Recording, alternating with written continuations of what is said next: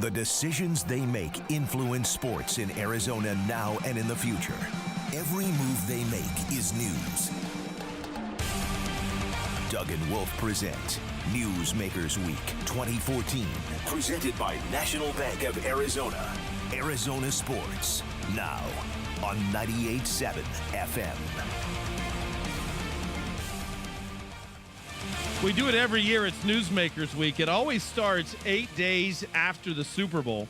And Herb Sendek, nice enough to join us. We're really thrilled to have Coach because for the last couple years, Newsmakers Week has coincided directly with a Pac-12 road trip, and Coach hasn't been able to be a part of it for obvious reasons.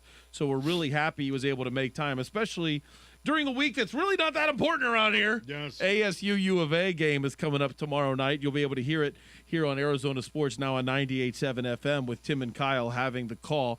Everything okay with Kyle Dodd? I know he's really difficult to work with. Is that going smoothly? It is really going smoothly. Good. Thanks to the extra help from Tim Healy. Yes, good. Yeah, he needs all the help he can get. So, Coach, do you feel like you have a tournament team?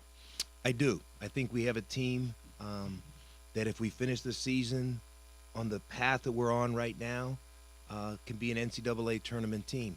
Having said that, I can't remember any time in the history of college basketball when there's more good teams. Oh, my gosh. Really? Yeah. And I have no idea, even with the aid of a computer, how you can discern who's in and who's out once you get past the likes of Syracuse and Florida and a few of the just elite teams in the country.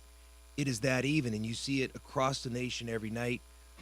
You see examples like Nebraska loses by 30 to Ohio State, and 2 weeks later, Nebraska beats Ohio State. And so to pick between teams, to me, it's always been difficult. Now it's starting to approach impossible.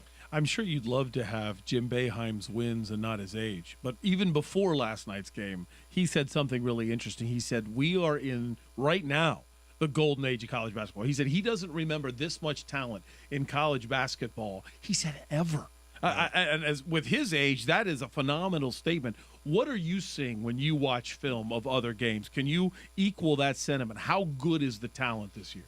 Well, I don't think it's just a function of talent. I think it's a function of emphasis and the way the talent is spread. In other words, college basketball is one sport that everybody feels like they have the resources to compete, and they put money into basketball. And so it's not just your 100 plus Division 1A football schools, but you have places like Gonzaga and Xavier and Marquette and Villanova, and now we have 350 Division I teams, and there's enough talent that it's very widespread. Everybody's putting resources into it to compete to get to the tournament. So to Wolf's question, but I'm going to change it a little bit, is 68 teams enough in an NCAA tournament? I mean, we've obviously had that ongoing debate the last few years. It resulted in them going from 64 to 68. But, once again, is it really 68 of the best teams? No. Of course not, because you now have, in excess of 30 automatic bids. And so now you're only talking a little over 30 at-large bids out of several hundred schools.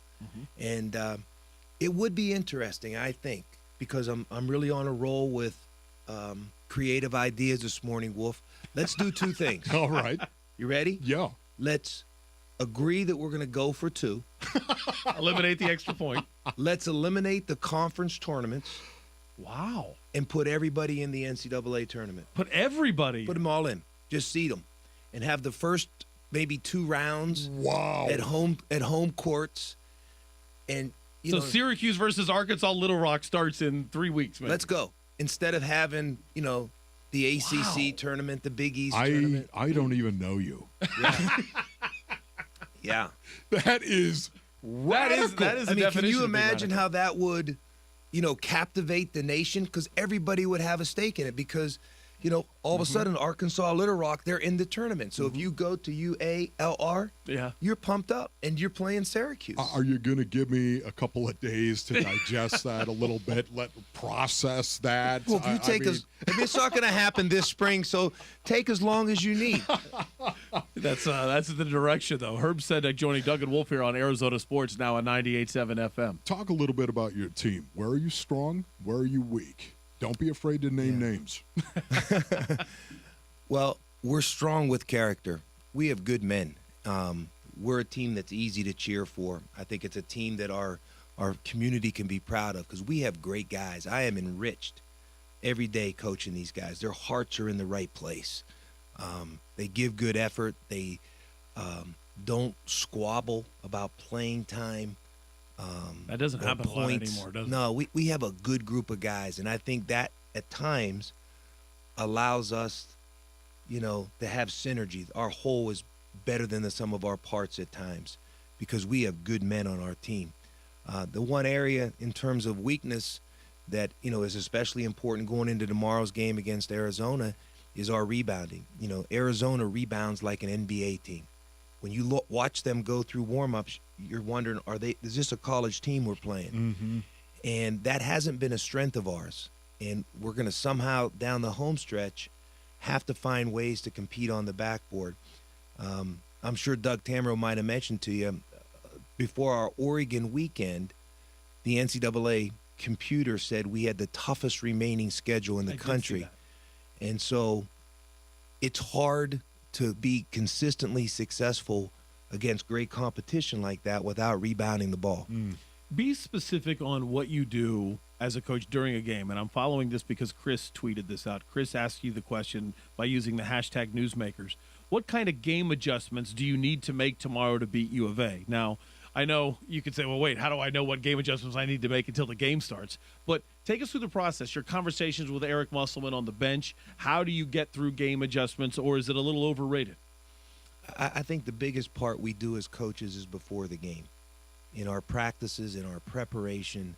And I think once the game starts, coaches have very little control. That doesn't mean you can't change how you're defending a certain action. That doesn't mean you can't see how they're defending you and maybe decide to go with a certain package of plays or make a certain substitution for matchups. But at the end of the day, those little tweaks, I don't know how much they actually impact the game. I think it's probably just as important to keep your poise and composure and manage the emotions of your players, keep them focused on the right things. But in terms of your ability as a coach to impact winning, it probably comes most significantly in recruiting. Mm-hmm.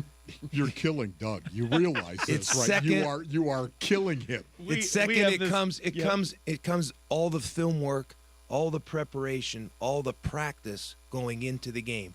Once the game starts, honestly, sometimes you feel helpless. The guy either makes the field goal from 30 yards out, Or the extra point. or he misses the free throw, and you stand there like everybody else. Right.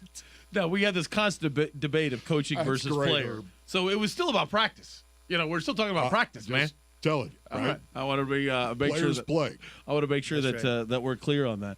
The ASU U of A game in its entirety. What does it mean? Does a win on Friday mean more to ASU than Thursday's win against Oregon? Not in the standings, perhaps in the computer. Certainly for our fan base, given the great rivalry that exists between the schools.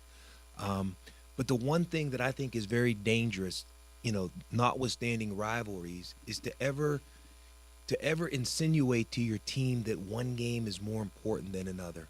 In other words, theoretically, if we're playing the next game, it deserves our very best, whatever that is. And so if you're theoretically giving your best, then all of a sudden when your rivalry games comes up, how do you give more than your best? If you weren't preparing as diligently as you could, if you weren't going as hard as you could on the previous game, there's a problem with that. So all of a sudden, it's not like we're going to, fasten our seatbelts and tie our shoes extra tight. Now we're really going to try. No, we were really trying against Oregon. Yeah, see, I just love that answer so much because it smacks of this.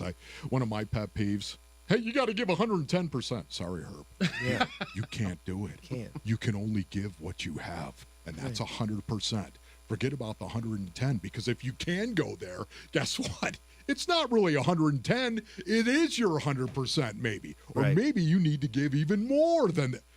I don't understand that. It drives me crazy. You can only give what you have. Do you want Wolf to talk to your kids before the U of A game? Yes. Yeah, right. No, I think He you know what, fires you got me up every jacked. time I come in here. You got me jacked up, Herb. So your last question, very simply, what do you want Arizona State fans and all of this state itself to know about ASU basketball? That we really appreciate the support. Obviously we continue to grow that support. We continue to shape the culture around our program. We want to have a team that the community can be proud of, that's easy to cheer for, and that obviously means several different things. But when people do come out and support us with the energy that they did on Saturday afternoon, it really matters to our players, to our university. And, I would also take occasion to say this. You mentioned that maybe some people aren't aware in the Valley of the year we're having in basketball. I would say the same thing in terms of the university. What Dr. Crow is doing with Arizona State University on a global scale is absolutely incredible. He is reshaping higher education. He has Arizona State on a trajectory that's going to put us among the most elite universities in the country. And I think sometimes even in Glendale, Scottsdale, Chandler, that's missed. There is an amazing story happening right here with this university under Dr. Crow's leadership. Well, I'll tell you what, Herb, thank you so much for coming down here, man. Thank you. Really, really appreciate it. I enjoy it all the and I time. enjoy our visits, no doubt. Thanks for coming in. Thank It's you, great. guys. Herb Sendek, ASU basketball coach again, tomorrow night right here on Arizona Sports Now on 98.7 FM. Tim and The decisions they make influence sports in Arizona now and in the future. Every move they make is news. Doug and Wolf present Newsmakers Week 2014. Presented by National Bank of Arizona. Arizona Sports Now on 98.7 FM.